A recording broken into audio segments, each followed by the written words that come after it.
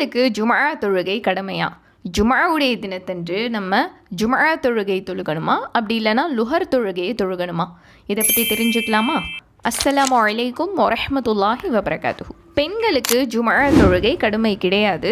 இதை பற்றி நபி ஸல்லல்லாஹு அலைஹி வஸல்லம் என்ன சொல்கிறாங்கன்னா, அடிமைகள், பெண்கள், பருவ வயதை அடையாதவர்கள், நோயாளி, இந்த 4 பேரை தவிர மற்ற அனைத்து முஸ்லீம்கள் மீதும் ஜும்ஆ தொழுகை கடமையாக இருக்குது. இதையும் தாண்டி ஒரு பெண் ஜும்ஆ தொழுகணும் அப்படின்னு ஆசைப்பட்டாங்க அப்படின்னா அவங்க பள்ளிவாசலுக்கு சென்று ஆண்களுக்கு பின்னால் நின்று ஜும்ஆ தொழுகையை தொழுகலாம். அப்படி இல்லைன்னா வீட்டிலேயே நம்ம லுஹர் தொழுகைகளை நிறைவேற்றலாம். பெண்கள் பள்ளிக்கு சென்று ஜும்ஆ தொழுவது பற்றி ஹதீஸ்கள் என்ன சொல்கிறாங்கன்னா, ஜும்ஆ நாளன்று இமாமுடன் நீங்கள் ஜமாஅத்தில் தொழுதால் ஜும்ஆவை 2 ரக்காத்துகள் தொழுங்கள், நீங்கள் உங்கள் வீடுகளில் தொழுதால் லுஹரை 4 ரக்காத்துகள் தொழுங்கள் அப்படின்னு சொல்கிறாங்க.